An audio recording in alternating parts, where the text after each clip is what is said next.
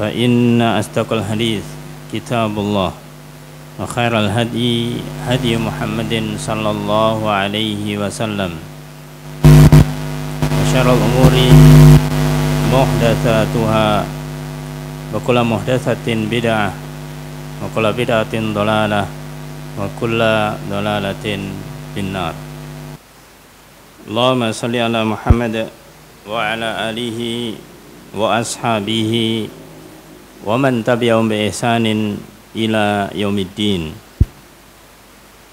Ayolah ikhwah azani wa azakumullah. Alhamdulillah, puji syukur selalu kita panjatkan kehadirat Allah Subhanahu wa taala atas segala nikmat-nikmat yang diberikan pada kita, khususnya di pagi ini. Kita masih dimudahkan Allah taala untuk bisa selalu mengisi waktu yang Allah berikan kepada kita dalam rangka ta'atan lillah, taatan kepada Allah Subhanahu wa taala. Di antaranya kita memenuhi tugas dan kewajiban kita, yaitu talabul ilm. Ayolah ikhwah azani wa azakumullah. Pada kesempatan pagi ini kita akan melanjutkan kembali menyampaikan, bacakan tentang kitab Al-Arba'in An-Nawawiyah, yang bab yang kita bacakan sekarang yaitu hadis yang ke-21. Di dalam hadis yang ke-21, Al-Imam An-Nawawi rahimallahu ta'ala menukilkan hadis an Abi Amr, wakila Abi Amrah, Sufyan ibni Abdullah Ats-Tsaqafi radhiyallahu an. Qal qultu ya Rasulullah, kulli fil islami qawlan la as'alu anhu ahadan ghairaka. Qala qul amantu billah tsumma istaqim. Rawahu Muslim. Hadis ini adalah hadis yang sahih, diriwayatkan Imam Muslim, Imam Ahmad, At-Tirmidzi dan juga banyak yang lainnya. Dari Abi Amrah, dari Abi Amr, atau ada yang mengatakannya itu Abi Amrah. Namanya Sufyan bin Abdullah Ats-Tsaqafi radhiyallahu an. Beliau mengatakan, bertanya kepada Rasul sallallahu alaihi wasallam, qultu, saya bertanya, ya Rasulullah, wahai Rasulullah sallallahu alaihi wasallam, kulli, katakan kepadaku, fil Islam, tentang Islam, apa yang ada di dalam Islam, qaulan, suatu perkataan, la as'alu anhu ahadan ghairak, yang aku tidak akan tanyakan tentang hal itu kepadanya, kepada selain engkau, kepada seorang pun selain engkau. Ini sahabat bertanya kepada Rasulullah SAW, tanya langsung kepada Rasulullah SAW, dan beliau tidak ingin tanya kepada yang lain, cukup kepada Rasulullah SAW. Apa yang dipesankan oleh Rasulullah SAW kepada Abu Amr atau Abu Amrah, Sufyan bin Abdullah Ats-Tsaqafi? Qala, Rasul bersabda, qul, katakan. Tadi di awal dikatakan bahasanya katakan, beri satu perkataan. Jadi Abu Amr atau Sufyan bin Abdullah Ats-Tsaqafi minta diberitahu oleh Rasulullah SAW itu suatu perkataan. Yang diminta adalah ungkapan, perkataan, ucapan. Karena permintaannya adalah berupa perkataan apa yang harus diucapkan, maka Rasul mengatakan kul, katakan. Ini sesuai, sejalan.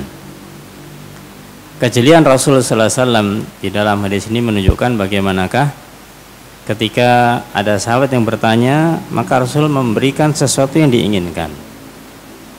Ya, tadi di awal katakan kulli fil Islam qaulan, katakan kepadaku dalam Islam ini suatu perkataan agar aku bisa mengatakannya. Perkataannya mudah, singkat. Maka Rasul berkata, qul, katakan, amantu billah, aku beriman kepada Allah Subhanahu wa taala, tsumma istaqim, kemudian istiqomahlah. Ini perkataannya berarti yang kata-kata apa? Amantu billah. Jadi hanya disuruh mengatakan amantu billah, selesai. Dan perkataan ini jelas, gamblang, padat, berisi.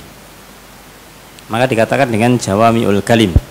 Itu kalimat yang ringkas, yang padat, tapi maknanya dalam. Hanya mengatakan amantu billah. Kemudian Rasul memerintahkan tsumastaqim, kemudian istiqomahlah. Istiqomah di dalam hal apa? Di dalam perkataan yang barusan dikatakan, yaitu amantu billah.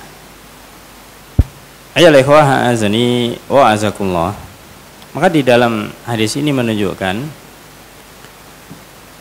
seorang sahabat ketika bertanya kepada Rasul sallallahu alaihi wasallam, yang ditanyakan bukanlah hal-hal yang remeh, yang ditanyakan bukanlah hal-hal yang sederhana, tapi justru hal-hal yang mendasar dan menjadi inti di dalam Islam. Maka ada sebuah riwayat yang lainnya, di dalam riwayat Imam Ahmad, At-Tirmidzi dan An-Nasa'i dan juga Ibnu Majah, ada tambahan atau dengan bahasa lainnya, qultu, saya mengatakan, ya Rasulullah, ma takhafu alayya. Setelah dia bertanya kepada Rasulullah SAW, katakan kepada Rasulullah SAW apa yang harus aku katakan. Rasul mengatakan amantu billah, katakanlah amantu billah, kemudian istiqomahlah.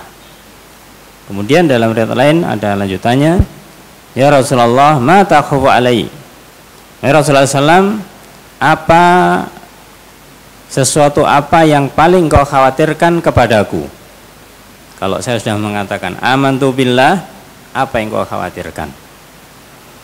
Fa'akhadha Rasulullah sallallahu alaihi wasallam bi tarafi lisani nafsi. Maka Rasulullah SAW kemudian memegang ujung lidahnya sendiri. Ya, memegang ujung lidahnya sendiri, summa qala hada. Ini yang paling aku takutkan adalah apa? Lisan. Ya. Sesuai dengan yang awal disabdakan Rasul, qul amantu billah. Katakan amantu billah. Apa yang dikhawatirkan Rasul? Ya, yang mengatakan itu, yaitu lisan ini yang paling dikhawatirkan oleh Rasul sallallahu alaihi wasallam. Karena apa? Ya, karena lisan ini bisa mengantarkan seseorang ke dalam surganya Allah Ta'ala. Karena lisan ini pula bisa menjerumuskan seorang ke dalam jurang neraka. Maka lisan adalah hal yang penting di antara bagian tubuh kita, untuk selalu kita kondisikan agar selalu baik. Ayo lehwa azani wa azkullah. Maka hadis ini adalah hadis yang tadi kita katakan namanya jawami'ul kalim, yaitu singkat, padat, jelas. Sebagaimana dikatakan oleh Al-Imam Ibnu Daqiqil Aid rahimallahu taala, beliau mengatakan hada min jawami'il kalim. Ini adalah merupakan bentuk jawami'ul kalim. Hadis yang isinya adalah padat, ringkas, jelas. Allati utiha sallallahu alaihi wasallam, yang diberikan kepada Allah, diberikan oleh Allah kepada Rasul sallallahu alaihi wasallam. Fa innahu jama'a li hadas sa'il, karena ini adalah mengumpulkan bagi penanya fi hataini al kalimatain, yaitu dua kata. Ma'anil Islam, tentang mana Islam, wal iman, dan juga iman. Jadi dua kata. Pertama amantu billah, tsumastaqim. Ya, beriman kepada Allah kemudian istiqomah. Maka beliau katakan fa innahu amarahu ayyujaddida imanahu bilisani. Maka di dalam hadis ini mengandung maksud perintah agar selalu tajaddud, selalu memperbaiki, selalu memperbaharui iman dengan perkataan. Memperbaiki iman dengan perkataan. Untuk bisa iman ini selalu baik, di antaranya caranya melalui lisan. Mutadzakiran biqalbih, yang itu nanti akan selalu diingat oleh hati, masuk ke dalam hati. Wa amarahu ayastaqima ala amali ta'at, dan juga Rasul merintahkan agar istiqomah di dalam amalan-amalan ketaatan. Wa intihai an jami'il mukhalafat, dan berhenti, mencegah, menghindari dari hal-hal yang mukhalafah, yang menyeleweng atau menyimpang. Maka dikatakan oleh beliau, itu kenapa? Karena la ta'til istiqamah ma'a syai'in minal iwijaj, karena tidak akan pernah datang istiqamah itu bersama kebengkokan. Istiqamah itu lurus, kalau dibarengi dengan hal yang bengkok tidak akan pernah bisa selesai, tidak akan pernah berjalan. Ayo lehwah azani wa azkullah. Ini makna yang disebutkan oleh Imam Ibnu Daqiq al-Id rahimallahu ta'ala. Kemudian terkait dengan masalah dua hal ini, jadi pembahasan kita adalah iman dan istiqomah. Iman dan istiqomah. Bisa istiqomah, maka itu karena keimanan. Orang yang memiliki keimanan harus dijaga dengan cara istiqomah. Jadi saling berhubungan dengan eratnya. Dan disebutkan dua hal ini, masalah iman dan istiqomah, maka ini mencakup yang namanya dua amalan yang itu terbalut di dalam keimanan. Iman itu hubungannya dengan hati. Istiqomah hubungannya dengan apa? Jawarih, dengan anggota badan. Lisannya mana? Lisannya tadi mengatakan amantu billah. Jadi hadis ini Rasul sallallahu alaihi wasallam dengan mengatakan kul amantu billah tsumma istaqim sudah mengandung tiga hal. Mengandung yang hubungannya dengan hati, mengandung yang hubungannya dengan lisan, dan mengandung hubungannya dengan anggota badan. Inilah kecerdasan Rasul sallallahu alaihi wasallam, ya, atas wahyu dari Allah Subhanahu wa taala, memberikan apa yang diminta sahabatnya dengan ucapan yang ringkas, padat, jelas, dan mencakup tiga-tiganya. Qul amantu billah tsumma istaqim. Katakan, aku beriman kepada Allah dan istiqomahlah. Ucapan amantu billah adalah amalan lisan. Maka ketika lisan ini mengucapkan, tadi kita katakan, ketika lisan mengucapkan, maka hendaklah itu sumbernya dari hati. Karena kalau orang mengatakan sesuatu hatinya tidak mengikuti, hatinya tidak meyakininya, bahkan hatinya bertentangan dengan lisannya, itu namanya apa? Nifak. Adalah sifat nifak, orangnya adalah orang munafik. Antara hati dan lisannya tidak sama. Maka seorang mukmin sama, antara lisan dan hatinya itu sama. Adapun istiqomah itu adalah amalan anggota badan. Yang artinya untuk mewujudkan keimanan, kita melaksanakan sholat, kita melaksanakan puasa, kita melaksanakan zakat adalah wujud-wujud keimanan. Itu adalah merupakan praktek-praktek keimanan. Dan itu adalah bentuk anggota badan.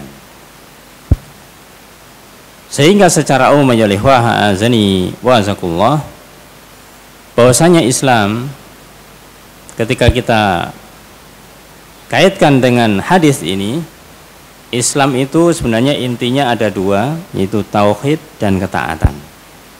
Tauhid dan ketaatan. Kata-kata amantu billah ini menunjukkan tauhidullah. Aku beriman kepada Allah, maka menunjukkan tauhidullah. Dia mentauhidkan Allah Subhanahu wa taala. Adapun ketaatan, maka terkandung di dalam hadis tsummas taqim. Kemudian istiqomahlah. Baik. Kemudian kita kembali kepada hadis yang awal. Ketika seorang sahabat, yaitu Sufyan bin Abdillah As-Saqafi atau Abu Amr atau Abi Amrah, ketika bertanya, kulli fil Islam qaulan la as'alu anhu ahadan ghairak. Katakanlah kepadaku ya Rasulullah SAW, dalam Islam sebuah perkataan yang tidak aku tanyakan kepada orang lain selain engkau. Ini maksudnya apa? Maksudnya sahabat ini minta diajari oleh Rasul Sallallahu Alaihi Wasallam. Dan ini bentuk bagaimanakah hamasah, bagaimanakah semangatnya para sahabat itu untuk bisa mendapatkan kebaikan dari Rasul Shallallahu Alaihi Wasallam. Dan ketika minta diajari, ini tidak nanya kepada yang lain, cukup kepada Rasul SAW. Karena apa? Karena beliau adalah panutannya. Ya, maka ini pelajaran penting bagi kita para jamaah. Kalau sudah ada jawaban ketika kita bertanya, dan jawaban tersebut memang berdasarkan hadis Rasul Sallallahu Alaihi Wasallam, apalagi firman Allah Taala, sudah sami'na wa ata'na. Yang artinya ketika kita sudah dijawab pertanyaan kita dan jawabannya berlandaskan dalil dari Al-Quran atau Rasulullah SAW, maka kita hendaklah istiqomah di dalamnya. Bukan mendahulukan ra'yu kita, mendahulukan akal kita, mendahulukan nafsu kita, tidak. Betapa banyak ya di antara kaum muslimin, mungkin diri kita juga, ketika sudah tanya jelas sebenarnya bagi kita tinggal ngamalkan saja, bahkan sudah diamalkan, dan itu tidak salah amalannya. Tapi ketika ketemu dengan temannya, dengan orang lain, ya, yang amalannya berbeda, sehingga jadi bingung. Ya, jadi bingung. Ini yang benar yang mana? Yang benar yang mana? Maka sebelum kita itu mengetahui, misalkan amalan yang sudah kita lakukan, sudah tahu kita dalilnya, kita mengamalkannya, terus ternyata ada yang lain mengamalkan dengan amalan yang berbeda dengan kita, satu amalan yang sama, maka jangan kita tinggalkan amalan kita ya sebelum kita tahu perbedaan dengan yang kedua tadi itu. Artinya orang yang lain itu. Nah, kalau kita misalkan tahu berbeda terus kemudian bingung duluan, ya amalan kita sendiri kita tinggalkan, yang diamalkan teman kita orang lain juga belum tentu kita bisa mengerjakan. Ya malah tidak mengamalkan, jangan. Ya, maka di sini ketika sudah jelas, maka kita harus yakin kita amalkan. Adapun kalau suatu saat ternyata memang ada, katakanlah kesalahan atau mungkin kita salah paham, ya ketika diingatkan kita terima, ya kita menerimanya.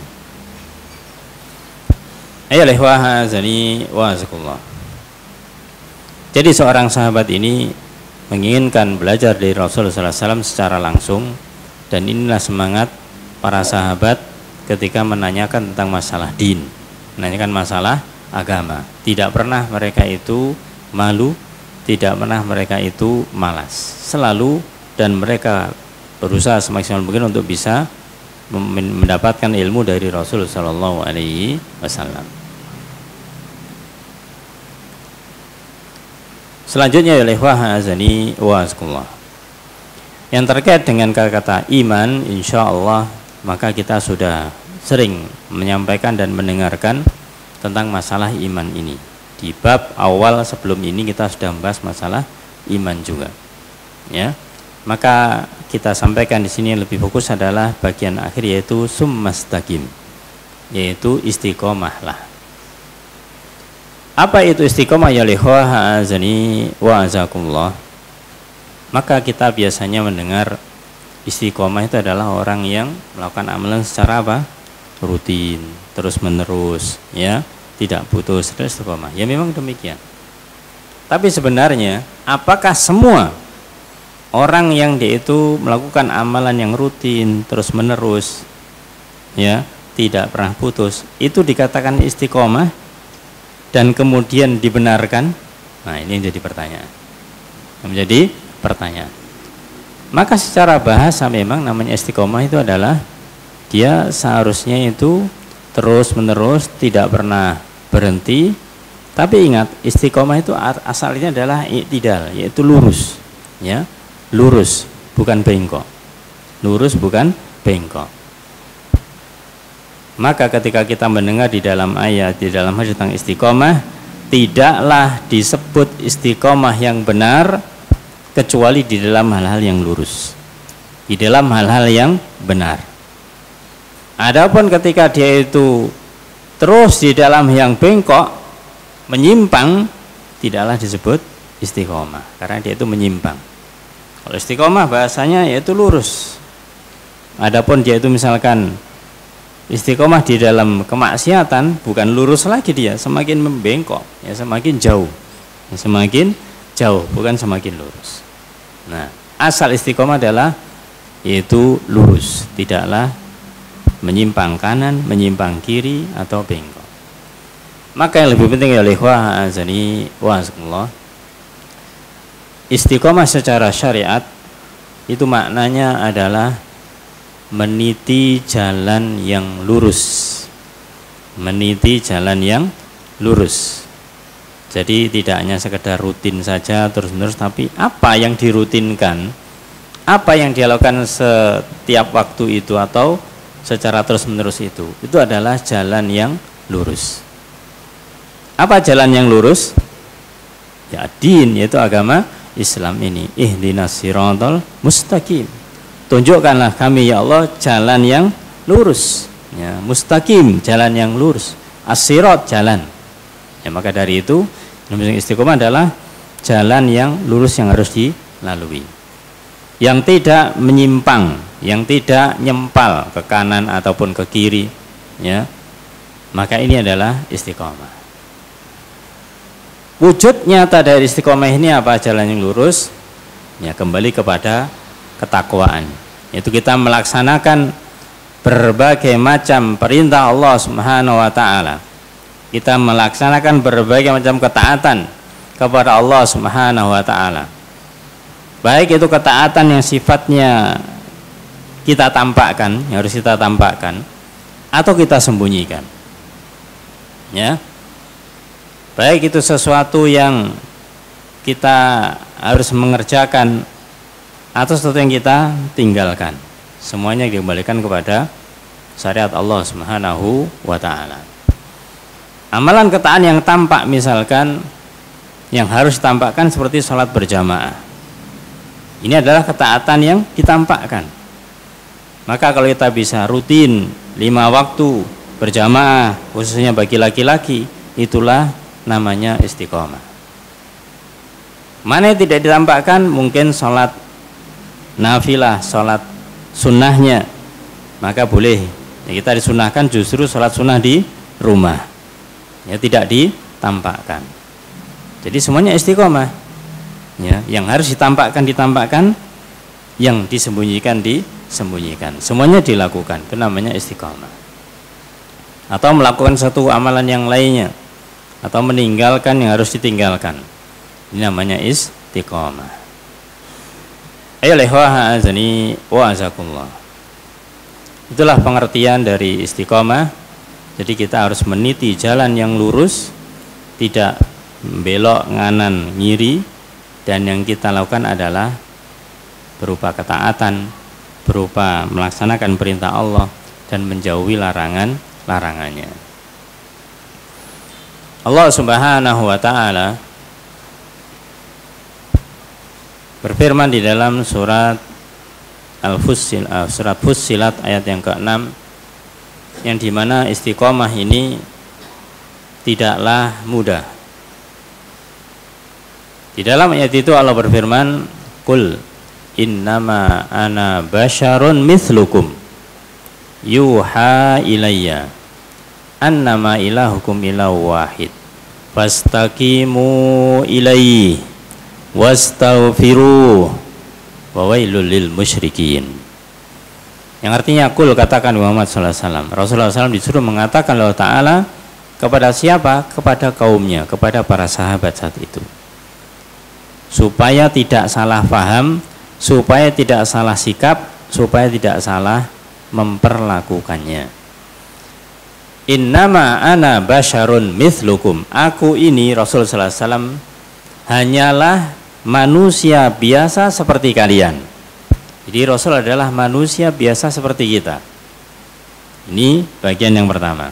Rasul manusia biasa seperti kita. Rasul juga makan, Rasul juga minum, Rasul juga kadang sakit. Maka seperti kita, ya, tidak ada bedanya, manusia, basyar. Namun yang beda, yuha ilayya, yang diwahyukan kepadaku. Ini yang beda. Kita tidak mendapatkan wahyu, maka Rasulullah SAW mendapatkan wahyu dari Allah Subhanahu wa taala. Wahyu yang Allah berikan, annama ilahukum ilahu wahid, bahwasanya ilah kalian adalah ilah yang satu. Jadi Rasul diberi wahyu, diperintah Allah Ta'ala untuk menyampaikan kepada umatnya, mengucapkan kalimat la ilaha illallah, sampaikan kepada umatnya. Nah, ini adalah inti keimanan. Inti keimanan adalah kalimat la ilaha illallah. Kemudian Allah berfirman fastaqimu ilaihi. Ya. Kemudian kalian beristiqomahlah. Hendaklah kalian beristiqomahlah. Di dalam apa? Di dalam menegakkan kalimat la ilaha illallah. Nah, setelahnya Allah berfirman wastaghfiruh, dan mohon ampunlah kalian. Apa salahnya disuruh memohon ampun? Wa wailul lil musyrikin, dan celakalah bagi orang-orang yang musyrik. Ayat Allah yang Masya Allah sangat indah, yang artinya kalimat demi kalimat ini memiliki makna yang dalam. Di antara yang pertama tadi disebutkan Rasulullah SAW disuruh menyampaikan kepada umatnya, pada para sahabat, tentang kalimat tauhid dan disuruh istiqomah. Maka ini sama mirip dengan hadis yang kita bacakan, amantu billah summastaqim. Kemudian Allah menyebutkan wastaghfiru, dan istighfarlah kalian. Ini menunjukkan bahwasanya apa? Bahwasanya untuk bisa istiqomah itu tidak mudah. Tidak mudah. Kita masih banyak kelalaian, masih banyak kekurangan. Ketika kita itu misalkan sedang iman naik, dengan mudahnya melakukannya.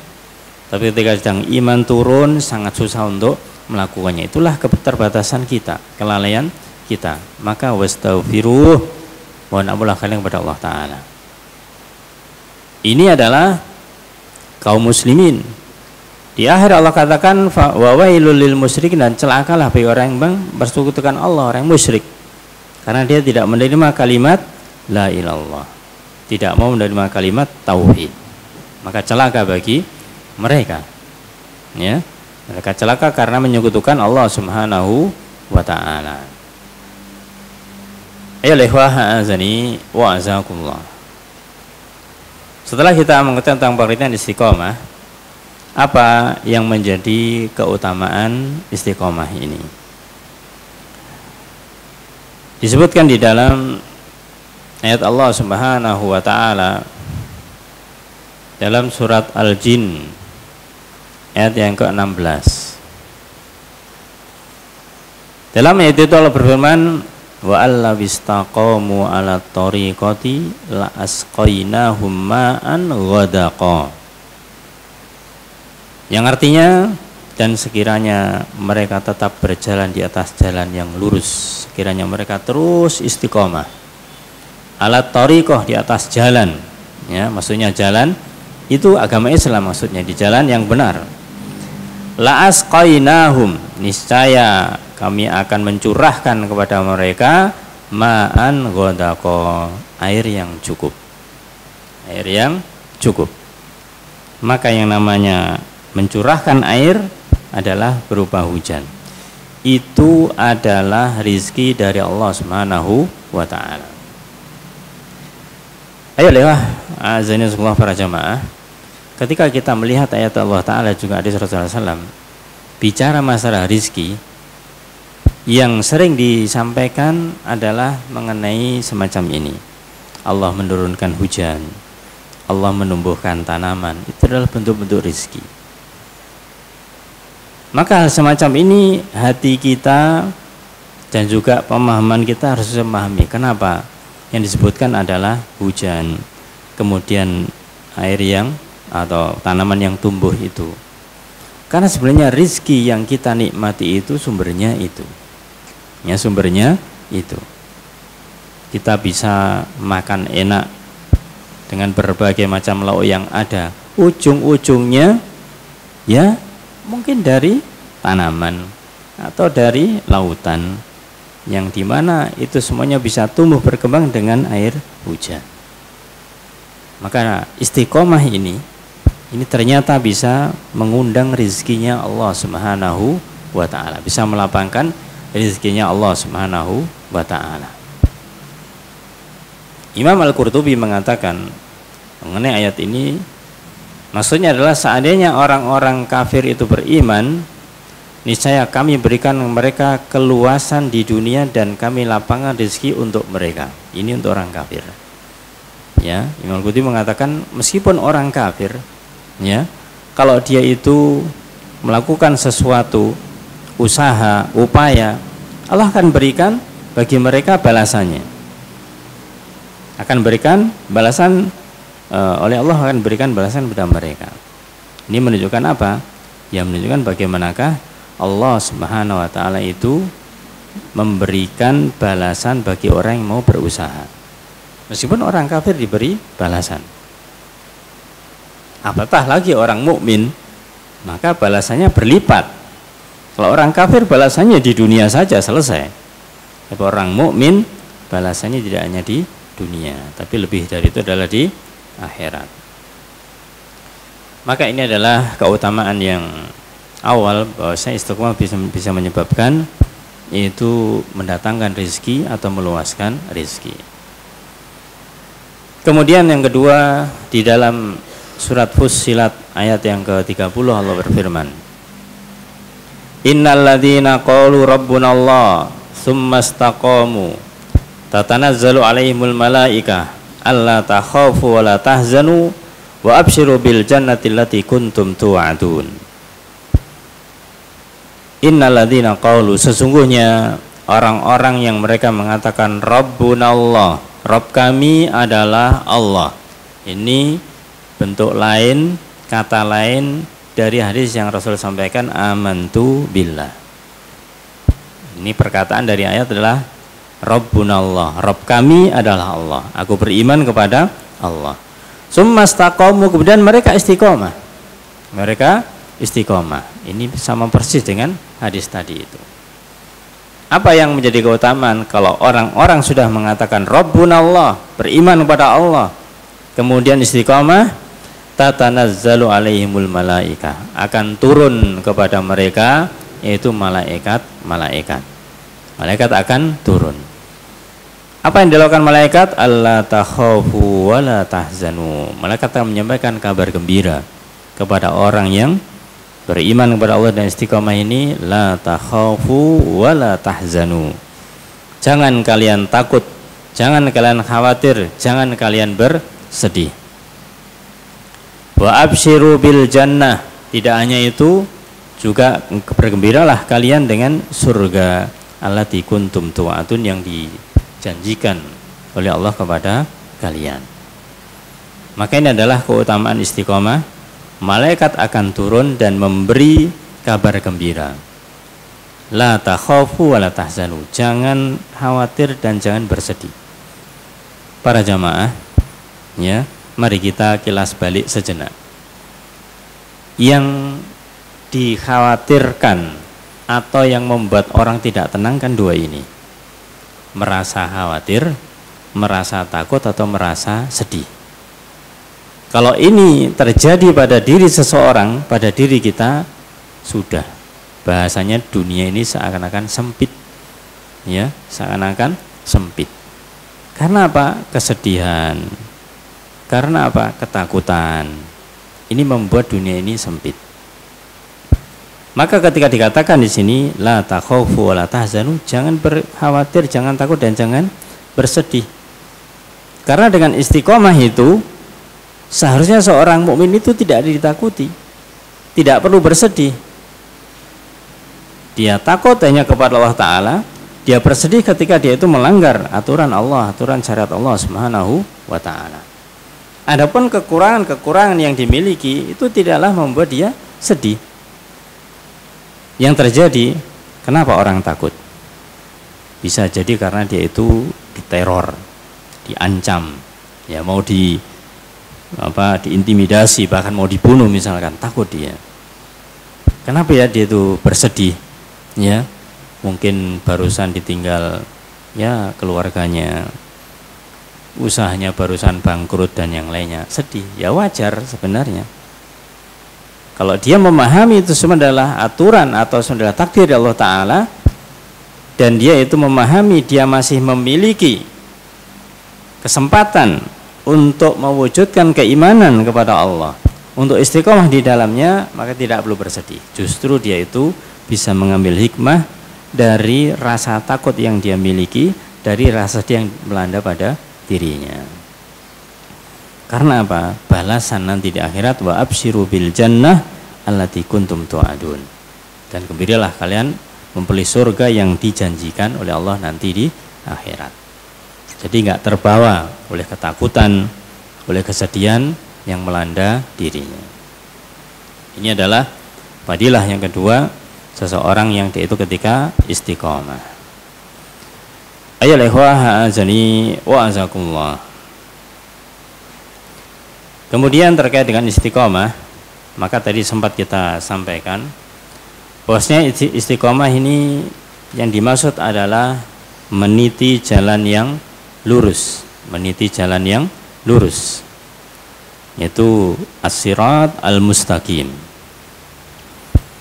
Allah Subhanahu wa taala berfirman dalam surat Hud ayat 112. Di dalam ayat itu Allah berfirman, fastaqim kama umirta wa man taba ma'aka wa la tadghaw innahu bima ta'maluna basir. Fastaqim, maka istiqomahlah. Ayat ini bentuknya perintah pada satu orang, fastaqim. Maka berarti Allah merintahkan siapa? Rasul sallallahu alaihi wasallam. Fastaqim, wahai Muhammad, istiqomahlah. Allah masih merintahkan istiqomah kepada Nabi Muhammad. Kama umirta, sebagaimana engkau telah diperintahkan. Telah Allah perintahkan. Ini menunjukkan bagaimanakah Allah Subhanahu wa taala memberikan perintah-perintah itu kadang secara umum, maksudnya kepada kaum muslimin, kadang bahasanya langsung kepada Rasul sallallahu alaihi wasallam, supaya tidak ada orang salah paham. Kalau Rasul itu boleh, ya, boleh melakukan kesalahan, boleh kemudian meninggalkan perintah, boleh melakukan larangan, tidak ada peluang atas hal itu. Ya, justru Rasul adalah seorang yang sempurna, yang dimana mengikuti perintah Allah Subhanahu wa taala. Maka sudah sepantasnya dijadikan suri tauladan. Fastaqim kama umirta, maka tetaplah kalian, kamu Muhammad SAW, istiqomah sebagaimana kamu sudah diperintahkan. Wa man taba ma'aka, dan orang-orang yang bertaubat bersamamu. Wala tadghaw, dan jangan kalian melampaui batas. Jangan melampaui batas. Innahu bima ta'maluna basir, sesungguhnya Allah Maha melihat atas apa yang kalian kerjakan. Al-Imam Ibnu Katsir rahimahullah taala menjelaskan tentang ayat ini, yaitu beliau mengatakan Allah memerintahkan kepada Rasulnya, kepada Rasulullah SAW, dan juga kepada hamba-hambanya yang beriman agar teguh, agar tetap, agar kuat, ya, di dalam istiqomah. Karena demikian itu merupakan sebab mendapatkan pertolongan yang besar, pertolongan yang besar dalam mengalahkan musuh, dan dapat menghindari bentrokan, serta dapat terhindar dari perbuatan melampaui batas. Jadi memiliki kekuatan yang besar istiqomah ini. Sebaliknya melampaui batas, apa akibatnya? Karena melampaui batas merupakan kehancuran, meskipun terhadap orang musyrik, meskipun terhadap orang musyrik. Artinya kalau orang mukmin melampaui batas bisa kalah. Kita sering atau banyak kisahnya bagaimanakah ketika ada kesombongan di dalam diri seorang muslim di dalam perang, ternyata kalah, perang Hunain misalkan, ya, maka merasa banyak pasukannya, musuhnya sedikit, merasa menang, ternyata kalah, ya, ini karena melampaui batas. Oleh karena itu mengenai ayat ini Ibnu Abbas radhiyallahu an kata-kata fastaqim kama umirt, maka beliau mengatakan ma nazala ala Rasulillah sallallahu alaihi wasallam fi jami'il Qur'an ayatan kanat asyaqqa alaihi min hadil ayah. Tidaklah ada ayat yang turun kepada Rasulullah sallallahu alaihi wasallam di seluruh Al-Qur'an. Ya, tidaklah ayat yang turun di seluruh Al-Qur'an yang lebih berat bagi Rasulullah SAW daripada ayat ini. Fastaqim kama umirta. Istiqomalah sebagaimana kamu diperintahkan. Jadi terasa berat artinya apa? Ini sesuatu yang tidak mudah. Sesuatu yang tidak mudah, sehingga ini harus betul-betul dijaga, karena tidak hanya saat itu saja melakukannya. Terus berulang. Artinya dilakukan secara terus menerus. Kemudian juga dari Ibnu Abbas juga radhiyallahu anhu beliau mengatakan, Abu Bakar pernah mengatakan, beliau menukil dari perkataan Abu Bakar, ya Rasulullah, engkau telah beruban. Ya Rasulullah SAW, engkau telah beruban. Ya, namanya sudah umur bertambah beruban. Itu memang sudah sunatullah demikian. Apa jawab Rasulullah SAW? Sayyabatni Hud wal waqi'ah wal mursalat wa amma yatasaalun wa idza syamsu kuwirat. Ya, yang membuat aku beruban itu ketika turun surat-surat ini. Ini disebutkan secara rinci, kalau secara umum disebutkan yaitu sayyabatni Hud wa akhwatuha. Yang membuat aku beruban karena turun surat Hud, surat waqi'ah, mursalat, amma yatasaalun, kemudian surat At-Takwir yaitu asyam idza syamsu kuwirat. Ini menunjukkan bagaimana Rasulullah SAW ketika turun ayat-ayat itu, maka betul-betul beliau itu memperhatikan isinya dan harus melakukannya dengan istiqomah. Nah, ini adalah keterangan dari Ibnu Abbas radhiyallahu an ketika menukil dari pertanyaan dari Abu Bakar As-Siddiq radhiyallahu an.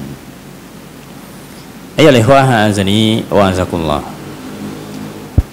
Kemudian istiqomah, sebagaimana di awal juga kita katakan, itu meliputi 3 hal. Maka istiqomah yang pertama di dalam hati, istiqomah di dalam lisan atau di lisan, yang ketiga tentunya lebih tampak istiqomah dalam anggota badan. Ya, maka ini sudah kita sampaikan secara umum demikian. Namun yang menjadi penegas di sini, bahwasanya yang terkait dengan masalah lisan. Karena yang tampak oleh kita itu adalah lisan atau anggota badan. Kalau hati kan kita tidak mengetahuinya. Akan tampak isi hati seseorang ketika itu diucapkan oleh seseorang itu atau dilakukan oleh seseorang itu, baru tampak. Tapi kalau kita menilai hati seseorang, tidak bisa. Ya, tidak bisa. Karena apa ya? Karena memang tersembunyi. Maka istiqomah di dalam hati itu nanti akan tampak ketika lisan dan anggota badannya itu menunjukkan bagaimana. Maka yang kita tekankan adalah masalah lisan. Kenapa lisan ini harus kita perhatikan? Ya, karena namanya lisan itu adalah merupakan tanda atau alamat isinya hati. Ya, tanda atau alamat isinya hati. Hati merupakan rajanya bahasanya.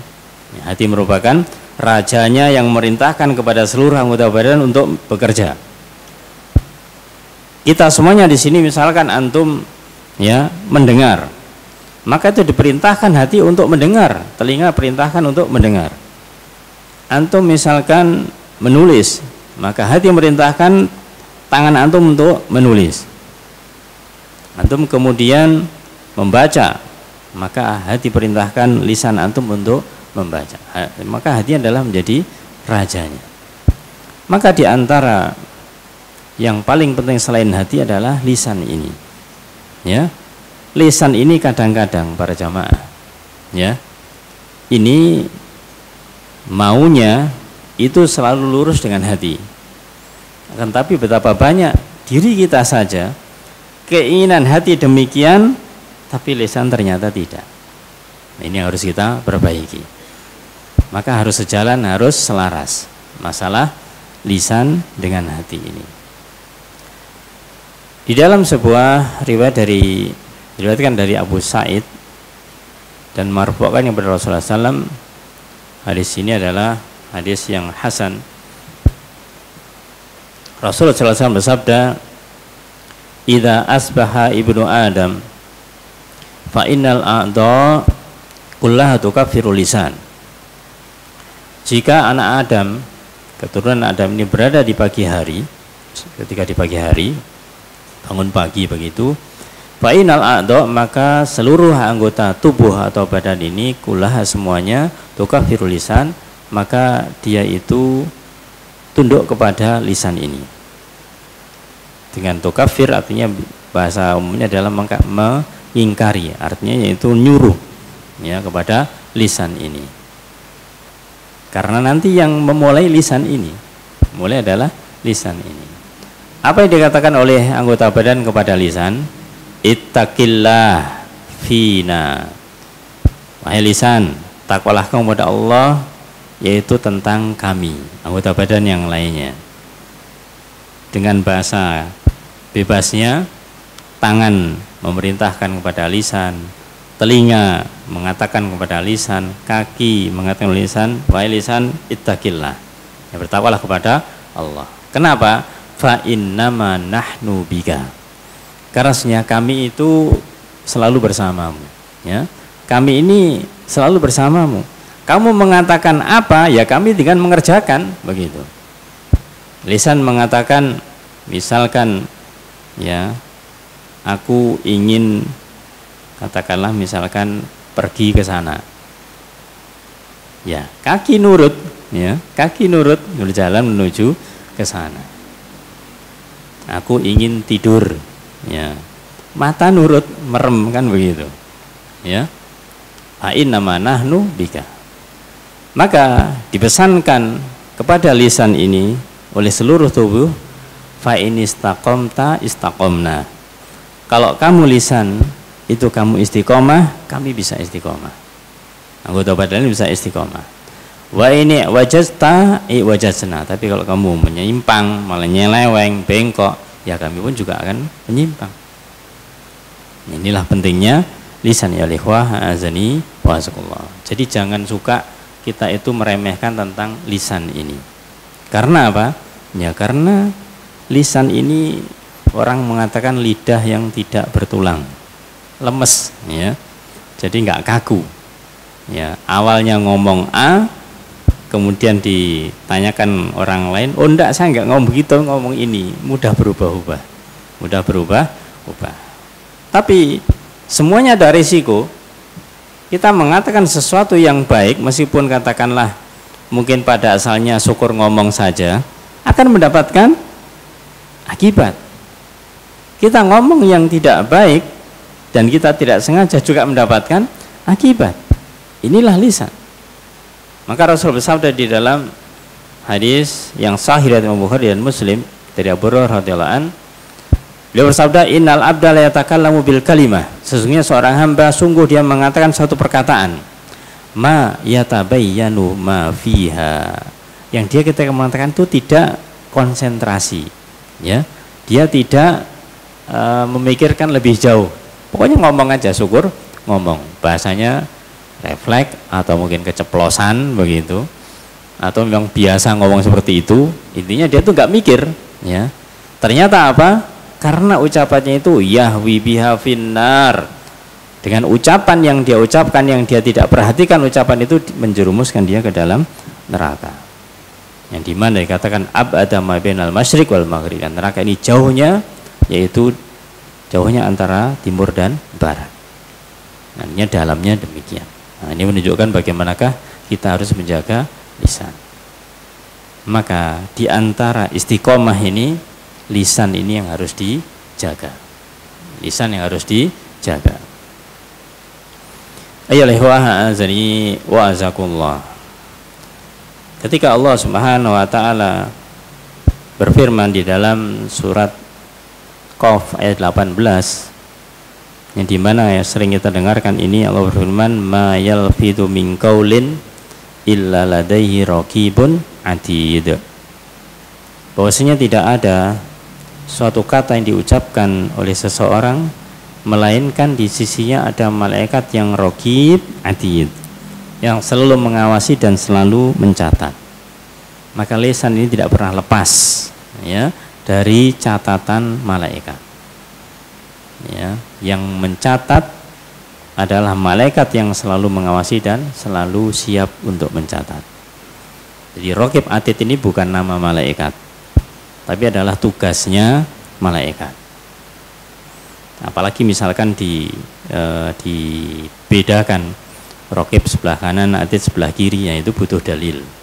Mana dalilnya menunjukkan akan hal itu. Memang ada malaikat yang ditugasi ini, tapi masalah nama ini adalah berupa tugas, bukan berupa nama. Kemudian di dalam ayat ini disebutkan bahwa semua ucapan manusia pasti akan dihisab, ya, karena ada catatan dari para malaikat. Oleh karena itu Rasulullah SAW bersabda terkait dengan hal ini di dalam hadis Hasan riwayat Imam Abu Dawud dan Al-Baihaqi dari Abu Umamah radhiyallahu an, Rasul mengatakan ana zaimun bi baitin fi rabadil jannah. Rasul mengatakan aku menjamin dengan sebuah istana, sebuah rumah di surga, istana fi rabadil jannah, yang di situ rumahnya banyak taman-taman yang di surga. Aku menjamin dengan sebuah istana yang terdapat taman-taman surga. Bagi siapa? Liman tarokal miro wa ingkana muhiqqan. Rasulullah SAW bersabda bahwasanya akan dimasukkan surga seseorang ini yang di surga itu banyak taman-tamannya. Liman tarokal miro, bagi orang yang dia meninggalkan miro. Miro itu bahasa kita debat kusir, bukan berdebat biasa, berdebat kusir. Kalau jidal, jidal ini masih ada kebolehan, karena dalam ayat dikatakan wajadilhum billati hiya ahsan. Jidallah mereka, debatlah mereka dengan cara yang terbaik. Ya, tapi miro ini adalah berdebat bukan mencari kebenaran, tapi berdebat mencari kemenangan. Itu namanya miro. Ya, namanya miro. Wa in kana muhiqqan, meskipun benar. Ya.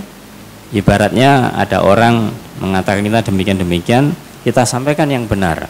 Dia enggak terima, ya dia enggak terima. Lu enggak bisa gini, ya sudah. Meskipun kita benar, tapi dia itu ngajak debat terus, jangan dilayani. Yang penting kita sudah menyampaikan yang benar. Apalagi di forum para jamaah, ya kita, maka nasihat ana jangan suka menghadiri majelis perdebatan. Ya. Apalagi kajian-kajian masalah agama diseminarkan, berdebat, si sudut pandang ini jangan ikut. Ya, sebanyak apapun ilmunya itu sesuatu yang tidak baik. Hasilnya apa? Hasilnya bingung. Hasilnya orang yang mendengarkan ini bingung. Ya. Si A mengatakan, oh begini tidak bisa. Si B mengatakan begini tidak bisa. Yang ini ngerti, yang ini ngerti. Yang mendengarkan nggak ngerti. Yang mendengarkan nggak ngerti. Akhirnya apa? Ya tidak bisa saya ikut A, tidak bisa saya ikut B. Ya malah terjadi pertengkaran. Maka itu namanya, yang namanya miro itu adalah debat untuk mencari kemenangan. Kalau kita memang dikatakan demikian, kita harus menjawab, ya jawablah sesuai dengan ala kadarnya, kita sampaikan yang hak demikian. Adapun dia tidak nerima kemudian mendebat dengan yang lain dan merasa menang, biarlah, ya biarkanlah, ya Allah yang maha tahu. Maka ini orang-orang yang meninggalkan miro, perdebatan dengan debat kusir untuk mencari kemenangan, ini dijanjikan dengan istana yang di sekitarnya ada taman-taman surga. Kemudian disebutkan wabi baitin fi wasatil jannah. Juga Rasul bersabda akan menjamin orang itu berada di tengah surga. Di tengah surga. Bagi siapa? Liman tarokal kadhib, yang dia meninggalkan dusta, meninggalkan kedustaan. Wa in kana mazihan, meskipun dia itu dalam kondisi canda, meskipun kondisinya bercanda, guyon, ya. Meskipun dalam kondisi bercanda. Bercanda pun tidak boleh dusta, ya. Karena para jamaah, yang namanya bercanda ini sangat dan sangat dekat dengan yang namanya dusta. Kalau orang dia itu bercanda, tidak ada dustanya, ya ibarat nasi apa rasanya anyep. Ya rasanya itu anyep, nggak ada apa-apanya begitu. Kok bercanda kok apa namanya tidak ada dustanya, ya bahasa kita apa sih? Maksudnya itu nggak asik lah, nggak asik begitu. Ya, ini memang demikian.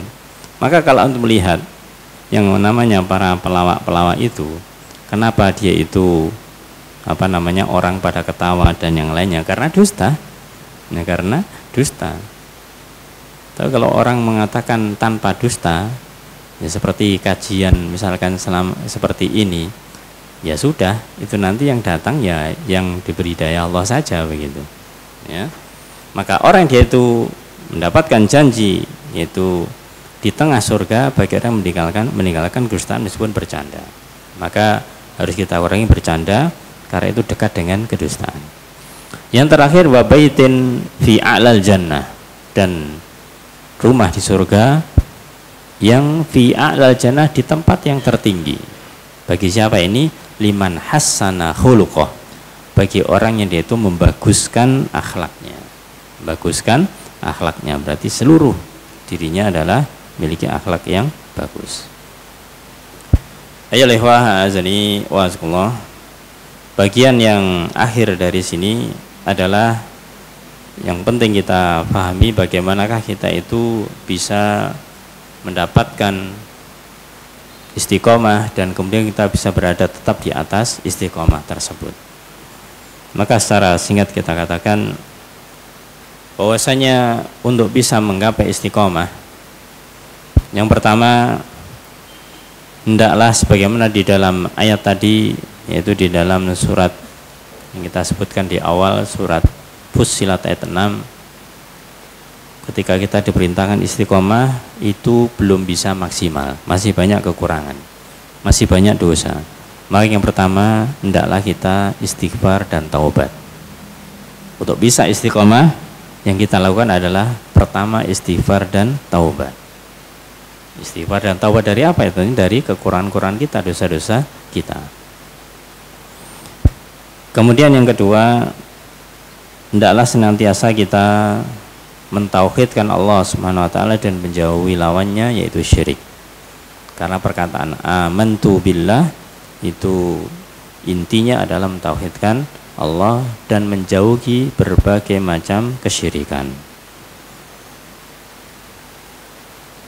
Kemudian yang ketiga, untuk bisa istiqomah maka selalu konsisten di dalam ketaatan kepada Allah dan Rasulnya, melaksanakan ketaatan kepada Allah dan Rasulnya.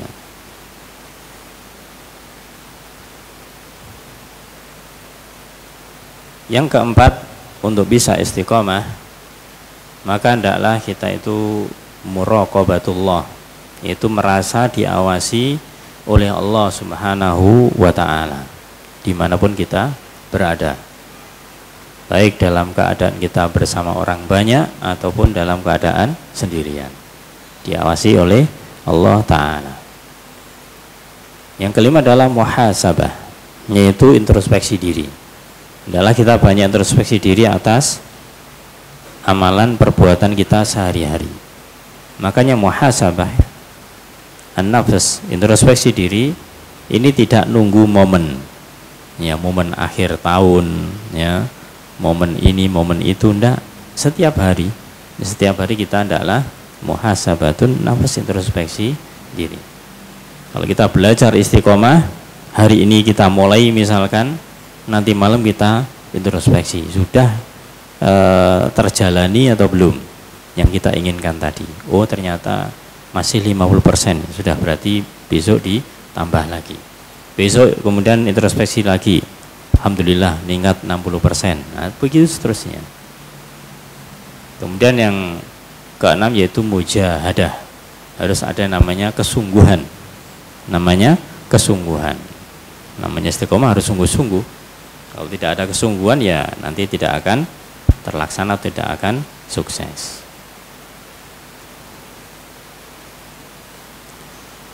Ayolah ikhwah azani wa azakullah. Itu beberapa poin-poin yang terkait dengan masalah istiqomah. Maka tambahan dari kajian kita di pagi hari ini terkait dengan iman dan istiqomah, maka kita mengetahui kita ini sudah berada di ujung dari bulan Sya'ban, yang sebentar lagi kita masuk di bulan Ramadan, ya. Maka ilmu tentang istiqomah ini sangat penting sekali. Karena apa? Ya karena bagaimanakah ketika kita dimudahkan Allah Subhanahu wa taala di bulan Ramadan dengan berbagai macam kemudahan amal, maka seharusnya kita bisa istiqomah. Beda ketika kita itu misalkan di masa-masa sekarang atau di luar bulan Ramadan. Maka hendaklah kita itu berusaha semaksimal mungkin untuk bisa istiqomah di bulan Ramadan nanti. Nah, ayo ikhwah azani wa azakullah. Terkait dengan materi kita iman dan istiqomah, ayat yang terkait dengan masalah asyam, puasa, kita tahu di sana bagaimanakah menunjukkan tentang keimanan.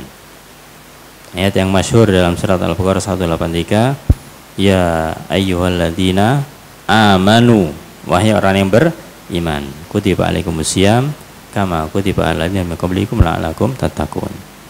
Maka ini yang diperintahkan adalah orang-orang yang beriman. Orang-orang yang beriman. Ini menunjukkan bagaimanakah namanya asyam, namanya puasa itu harus dilandasi dengan iman. Ya. Kalau ada seseorang dia berpuasa tanpa dilandasi dengan keimanan, ya nanti tidak akan diterima. Apakah itu puasa mutih, apakah itu puasa ngebleng, ya, puasa pati geni dan macam-macam puasa, ya. Maka ini adalah tidak dilandasi dengan keimanan, ya tidak akan diterima karena tidak ada syariatnya, tidak ada syariatnya. Maka iman ini menjadi modal dasar bagi seorang mukmin, seorang muslim untuk bisa diterima puasanya oleh Allah Subhanahu wa taala.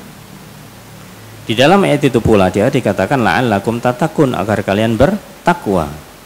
Nah, bertakwa ini akan bisa terwujud kalau apa? Istiqomah. Kalau istiqomah. Karena apa? Puasa yang Allah perintahkan yang wajib, yaitu puasa Ramadan, ini mulai dari awal Ramadan sampai akhir Ramadan, full. Ya, full puasa kecuali yang berhalangan. Maka ini menunjukkan bagaimanakah kita dilatih. Ya, kita diperintah Allah Ta'ala untuk berlatih supaya bisa istiqomah mulai awal sampai akhir, dari awal Ramadan sampai akhir Ramadan. Meskipun itu secara khusus adalah masalah asyam, puasa, tapi sebenarnya lah kita dilatih dalam banyak hal, tidak hanya puasa saja. Sebagaimana tadi kita katakan, bagaimanakah kita dengan puasa itu tidak hanya menahan diri dari yang membatalkan puasa, makan dan minum, ya, dan yang lainnya, tapi bagaimanakah melatih jiwa, yang melatih hati kita juga istiqomah, melatih lisan kita untuk supaya tidak mengucapkan kata-kata yang tidak baik, apatah lagi melatih amalan kita, ya, kita harus lebih bersemangat di dalam ketaatan kepada Allah Subhanahu wa ta'ala. Maka iman yang pertama, panggilan bagi orang beriman, syariatnya adalah puasa, hasilnya adalah takwa. maka orang akan bisa bertakwa ketika dia memiliki keistiqomahan. Juga di dalam hadis Rasulullah SAW yang juga sering kita dengarkan, man shoma ramadhana imanan wahtisaban ghufira lahu ma taqaddama min dzambi. Barang siapa yang dia itu berpuasa wahtisaban dan mengharap ridho, mengharap pahala dari Allah Ta'ala, ghufira lahu ma taqaddama min dzambi, maka akan diampuni dosa-dosanya yang telah lalu. Maka tidaklah akan mendapatkan seseorang itu, yaitu janji diampuni dosa-dosanya, kalau syaratnya tidak dipenuhi, imanan wahtisaban, dengan iman, dengan penuh mengharap ridho atau pahala dari Allah Subhanahu wa Ta'ala. Maka dijelaskan mengenai makna imanan wahtisaban, itu diantaranya adalah apa maknanya iman wahtisaban. Yang pertama itu adalah terkait dengan asyam ini ya. Siapa berpuasa harus dengan iman dan ihtisab. Yang pertama adalah membenarkan wajibnya puasa Ramadan. Itu membenarkan tentang wajibnya puasa Ramadan, karena iman itu makna asalnya adalah at-tasdiq, membenarkan. Apa yang dibenarkan? Perintah Allah dalam hal ini puasa. Pertama membenarkan dulu. Setelah membenarkan kemudian tentunya melakukannya. Maka yang kedua adalah mengharapkan pahala dari puasa yang kita lakukan. Mengharapkan pahala dari puasa yang kita lakukan. Bahkan di dalam hadis dikatakan ya, Allah Ta'ala mengistimewakan kan? Mengistimewakan tentang apa? Puasa ini. Kalau amalan-amalan yang lain itu dilipat gandakan, tapi kalau puasa tidak. Ya. Di mana Rasul bersabda, Allah berfirman dalam hadis qudsi, kullu amali ibni Adam lahu illas siyam. Bahwasanya semua amalan Adam itu untuknya kecuali asyam, kecuali puasa ini. Fa innahu li, karena sesungguhnya puasa itu untukku, wa ana ajzi bih, dan aku akan membalasnya. Ketika Allah membalas langsung, ini tentunya lebih banyak, lebih besar dibandingkan dengan hanya dilipat gandakan. Karena dalam ayat dan hadis dikatakan al hasanatu bi asyri amsalihha. Satu kebaikan dilipat gandakan 10 kali lipat, ila sabimati dhifin, sampai 700 kali lipat. Tapi ketika Allah yang membalas, ya bisa jadi lebih dari itu, karena Allah sendiri yang membalas. Maka itu yang kita harapkan, itu mendapatkan thawab, mendapatkan ganjaran dari puasa kita. Ini makna yang kedua, imanan wahtisaban, mengharapkan pahala dari puasa yang kita lakukan. Yang ketiga, imanan wahtisaban maknanya adalah hati ini cinta, hati ini senang ya di dalam melakukannya. Di dalam melakukannya dengan rasa senang, rasa cinta. Karena tidak semua orang ketika berpuasa itu ternyata senang. Ya, buktinya apa?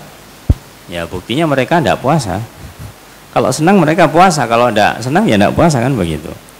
Ya. Kok bisa seperti itu? Iya. Ya karena mereka tidak biasa, tidak membiasakan diri. Padahal kalau bahasanya hitung-hitungan, ya secara kasar saja, puasa itu lebih hemat dari sisi ekonomi, kan lebih hemat. Ya, tadinya makan 3 kali, ini hanya 2 kali. Belum lagi nanti ketika berbuka puasa ada ikut iftar jama'i ya. Ikut buka puasa bersama, ya sudah, nggak mengeluarkan biaya ya. Sahur nanti mungkin juga ya lebih ekonomis ya, lebih ngirit kan begitu. Ini fadilah dunia. Maka orang itu ketika dia itu hidupnya, pengeluarannya, kemudian ada yang nanggung orang lain, dia tentunya senang karena berkurang pengeluarannya. Di dalam puasa ini, maka ketika kita melakukan bukan karena itu tentunya, ya, tapi karena adalah perintah Allah Subhanahu wa taala, diminta cinta untuk melakukannya. Ya, dan manfaatnya besar dalam puasa ini.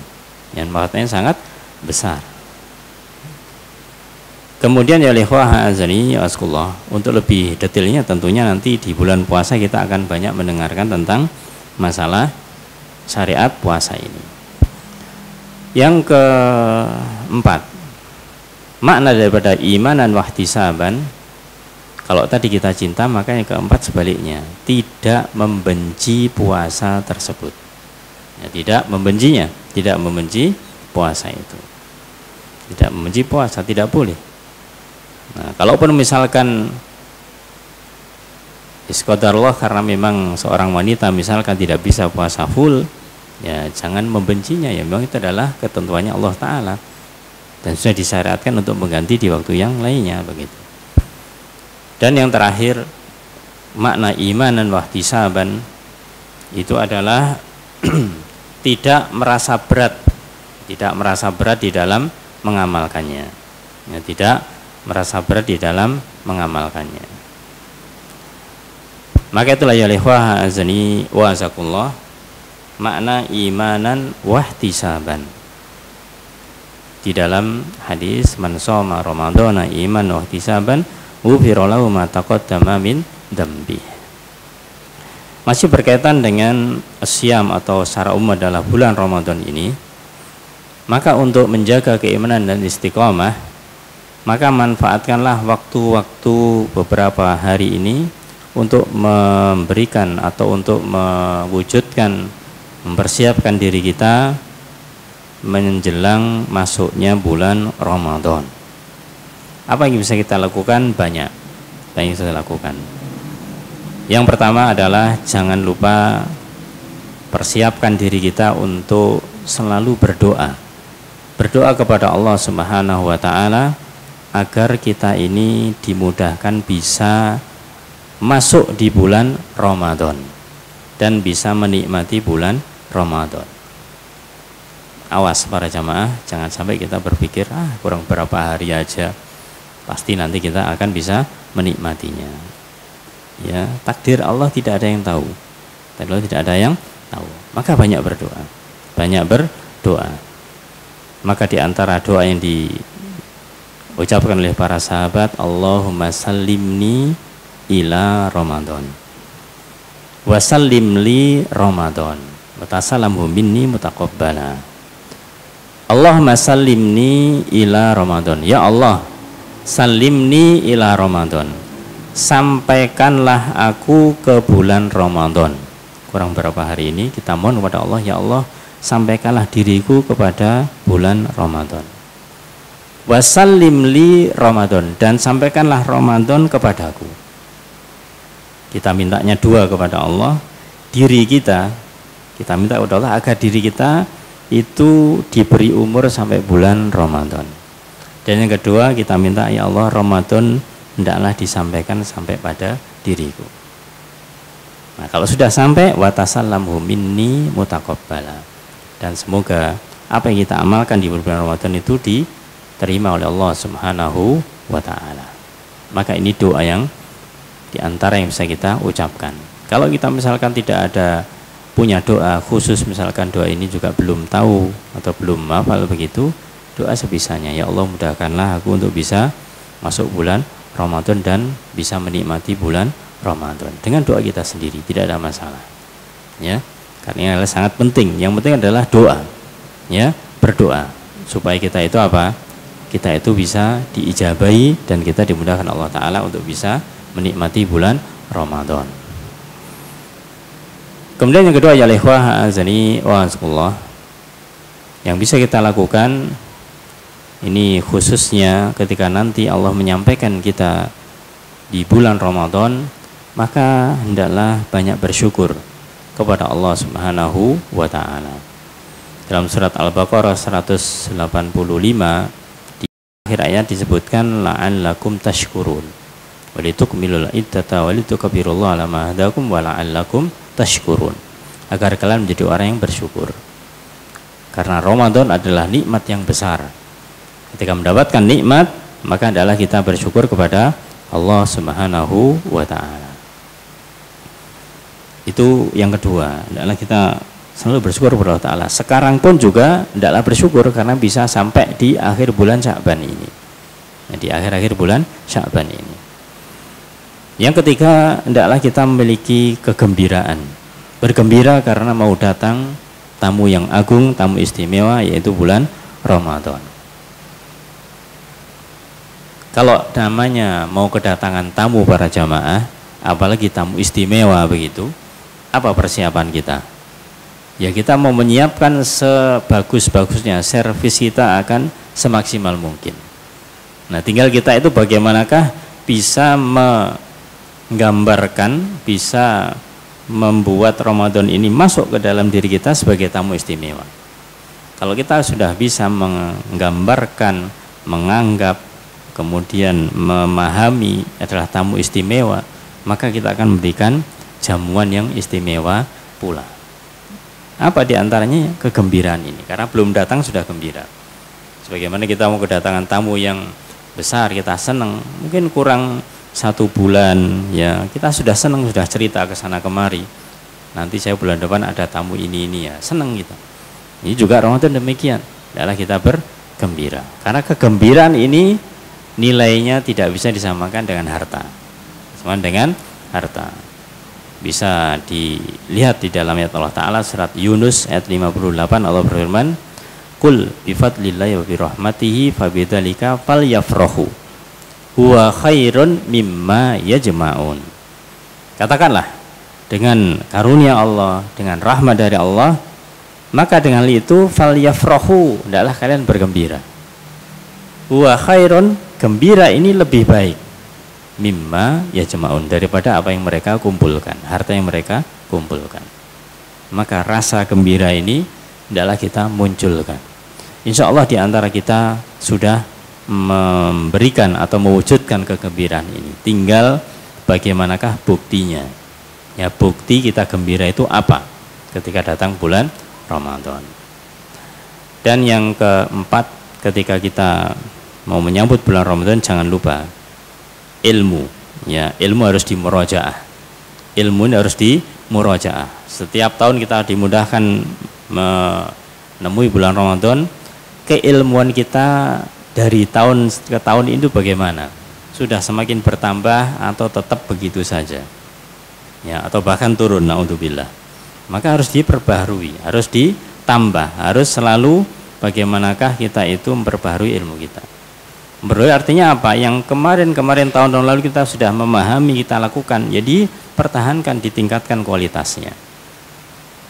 Maka yang penting adalah memahami ilmunya. Dan banyak syariat di dalam Ramadan ini, puasa, syariat tentang masalah puasa. Nanti juga di penghujung ada namanya zakat, ya, ada namanya Idul Fitri dan yang lainnya. Itu adalah semuanya ada ilmunya. Makanya kita selalu ingat ya perkataan Imam Bukhari dalam salah satu bab dalam kitab Sahihnya, al-ilmu qabla al-qauli wal amal. Maka ilmu itu sebelum ucapan dan perbuatan, harus didasari dengan ilmu. Ayo ikhwah azani wa azakullah. Yang terakhir yang kita sampaikan kesempatan kali ini, ketika kita mau memasuki bulan Ramadan, maka harus berusaha memanage waktu, mengatur waktu kita, memprogram waktu dibarengkan dengan amalan yang soleh. Jadi mengatur waktu dan memprogram amalan soleh. Apa yang bisa kita lakukan? Yang kita lakukan sebelum masuk bulan Ramadan itu diinventarisir dulu, ya, ditulis terlebih dahulu. Sholat 5 waktu yang utama misalkan, ya, kemudian nanti baca Quran biasanya kapan, ya, ditambah dengan amalan-amalan yang di bulan Ramadan ini, ya, diprogram, memang harus diprogram. Kalau diprogram nanti kita apa adanya, nanti sibuk dengan katakanlah selain amalan soleh, ya repot, ya repot. Misalkan apa? Ya, misalkan sibuk menyiapkan takjil, menyiapkan buka, menyiapkan sahur, ya. Nanti amalan di waktu itu tidak diperhatikan, ya, jangan sampai, ya. Maka dari itu ini amalan yang harus juga diprogram, tidak hanya sekedar program-program yang tampak, tapi amalan sendiri, amalan pribadi itu juga harus diprogram. Itulah ya ikhwah azani wa azakumullah yang bisa kita sampaikan pada kesempatan kali ini, bab yang hubungannya dengan masalah iman dan istiqomah. Maka semoga Allah Ta'ala mudahkan kita untuk selalu bisa memperbaharui dan menjaga keimanan kita bersama, dan kita dimudahkan untuk bisa istiqomah. Istiqomah artinya apa? Madawama wa in qalla. Itu sesuatu yang terus meskipun sedikit, tapi catatannya fil khair, fit ta'ah, fis salih, ya. Itu di dalam apa? Di dalam kebaikan, dalam ketaatan, di dalam kesolehan. Jadi meskipun sedikit tapi terus menerus rutin. Itulah namanya istiqomah. Jadi bukan hanya sekedar terus saja, tapi harus ada isinya, harus ada keamalan-amalan yang soleh dan berupa ketaatan. Wallahu a'lam bishawab. Ini yang saya sampaikan, semoga bermanfaat. Ada kurang lebihnya mohon maaf.